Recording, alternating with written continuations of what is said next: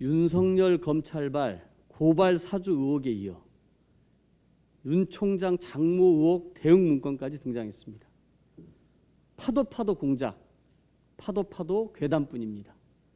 윤석열 후보가 검찰총장 재직 시절 자신의 장모를 지키려 대검찰청을 흥신소 사설 심부름센터로 전락시켰다는 검찰 공작, 검찰 농단의 일각이 드러난 것입니다. 불법 사무장병원을 운영하고 요양급여 23억을 도둑질했음에도 장모는 10원 한 장 피해준 적 없다고 말했던 그 윤석열의 뒷배에는 비리가족 보호를 위한 사유화된 검찰 권력이 있었습니다. 윤석열에게 법과 원칙은 자신에게 유리한 방향으로 끼우고 맞추다가 버리는 장난감에 불과했던 것입니다. 윤 후보는 이번에도 모르는 일이라며 파렴치한 모습을 보여주고 있습니다. 그러나 손준성, 김웅, 정식으로 이어지는 검찰 쿠데타의 정점에 윤석열 후보가 있듯 장모 보호 문건 작성 역시 총장인 윤 후보 지시와 묵인이 없이 불가능합니다. 검찰권을 사유하여 일가의 범죄를 덮으려 한 윤석열 검찰에 대한 조속한 감찰과 수사를 강력히 촉구합니다. 국민대 얘기를 안 할 수가 없습니다. 국민대가 윤석열 후보 배우자 김건희 씨 논문 검증을 포기한 이후 수많은 비판이 쏟아지고 있습니다. 그러나 국민대는 지난 2012년 새누리당 문대성 국회의원 당선자 박사 논문에 문제가 있다는 제보 접수 20일 만에 정광석화처럼 표절을 발표한 전력이 있습니다. 그 추상 같은 국민대는 도대체 어디로 갔습니까?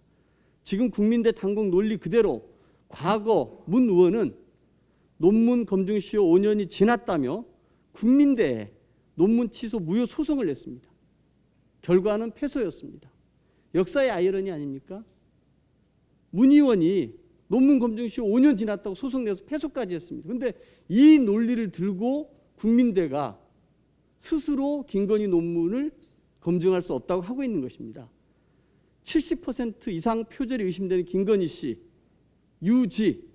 멤버 유지 논문을 철벽 방어하는 국민대를 보며 생각했습니다. 논문 검증 시효 폐지도 없고 17% 표절로 논문 취소에 문도리코까지 별명까지 얻은 문 전 의원의 심정이 어떨지 말입니다. 이렇듯 국민대의 논문 검증 포기는 유력 대선 후보 눈치 보기를 넘어서 명백한 역사의 퇴행이고 진리를 포기하는 대학입니다.